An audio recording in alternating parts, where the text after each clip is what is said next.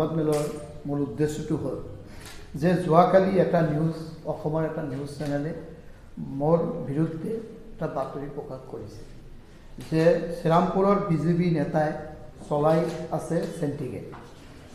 এই বাতৰিটো মোৰ দৃষ্টিগোচৰ হৈছে আৰু মই ভাবোঁ যে এটা দায়িত্ববান নিউজ চেনেলে এনেকুৱা কেয়াৰলেছ বাতৰি যিটো সত্য নহয় অসত্য বাতৰি প্ৰকাশ কৰিব নালাগে। কাৰণটো যে আপোনালোকে চবেই জানে, আপোনালোকে চব শ্ৰীৰামপুৰ গোসাইগাঁৱৰ আমাৰ সাংবাদিক ভাইসকল চবেই গম পায় যে মোৰ বিৰুদ্ধে এইটো ষড়যন্ত্ৰ কৰা হৈছে ৰাজনীতিকভাৱে, যে ষড়যন্ত্ৰৰ বলি কৰিব মানে মোক ভাবিছে ষড়যন্ত্ৰভাৱে যে ৰাজনীতিৰ মোৰ কেৰিয়াৰটো শেষ কৰাৰ কাৰণে।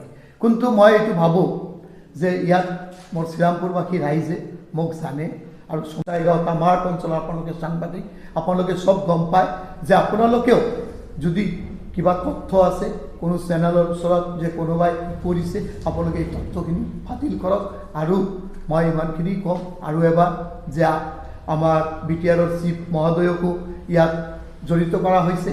এখেতেও এজন নিষ্ঠাবান মানুহ, এখেতে দেশৰ হৈ ৰাইজৰ হৈ কাম কৰি আছে আৰু এখেতকো এনেকুৱা ভুৱা বাতৰিত সোমাব নালাগে আৰু পুৰুষ নোহোৱাকৈ কোনো বাতৰি প্ৰচাৰ কৰিব নালাগে। মই ইমানখিনি কৈছোঁ আৰু মই অনুৰোধ কৰিছোঁ সাংবাদিক ভাইসকলক যে আপোনালোকেহে আমাৰ দেশটোক আগুৱাই লৈ যাব, সাংবাদিক ভাইসকলৰ মেইন ভূমিকা। সেইকাৰণে মই অনুৰোধ কৰিছোঁ, যদি মই আকৌ এবাৰ কৈছোঁ, যদি মই চেণ্টিগেটৰ লগত জড়িত বিজেপি নেতা বুলি কৈছে যে লগে লগে বিজেপিকো ইয়াত বদনাম কৰাৰ এটা ষড়যন্ত্ৰ চলাইছে, যে যদি মই চেণ্টিগেটৰ লগত জড়িত হৈ আছোঁ আপোনালোকে মোক প্ৰুফ দিয়ক আৰু মোক শাস্তি দিয়ক। কিন্তু মই এইখিনি কৈছোঁ যে মই 100% যে মই কোনো চেণ্টিগেটৰ লগত জড়িত নহয় আৰু মই কেতিয়াও থকা নাই আৰু কেতিয়াও মই এইবিলাক কাম নকৰোঁ আৰু মই সদায় ৰাইজৰ হকে মাত মাতি আছোঁ, ৰাইজৰ হৈ কাম কৰি আছোঁ। এইখিনি মোৰ দুখ যে মই ৰাইজৰ হৈ কাম কৰি আছোঁ, এইকাৰণে মোৰ পিছে এটা ৰাজনৈতিক ষড়যন্ত্ৰ চক্ৰৰ বিৰোধীয়ে কাম কৰি আছে এইখিনি আৰু ৰাইজৰ হকে কাম কৰি আছোঁ।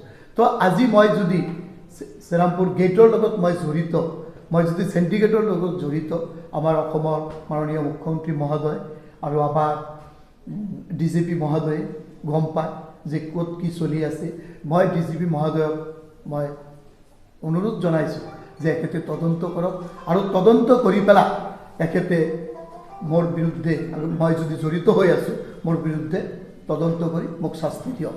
আৰু যদি মই জড়িত নাই তেতিয়াহ'লে যেই চক্ৰটোৱে যে মোৰ বিৰুদ্ধে ষড়যন্ত্ৰ কৰিছে এই চক্ৰটোক অতি সোনকালে উলিয়াই আনি সিহঁতক শাস্তি দিব লাগে। আৰু মোৰ ইমানখিনি কথা যে মই কোনো চেণ্টিগেটৰ লগত মই জড়িত নহয় আৰু যিটো নিউজ চেনেলে যে মোৰ এগেইনষ্টে বাতৰি প্ৰকাশ কৰিছে যে মই ইমানখিনি ক'ম যে বাতৰিটো টোটাল ভিত্তিহীন। তাত আপোনালোকে চাইছে, আপোনালোকে চবেই আমাৰ দেশৰ এটা মানে গণতন্ত্ৰৰ চতুৰ্থ স্তম্ভ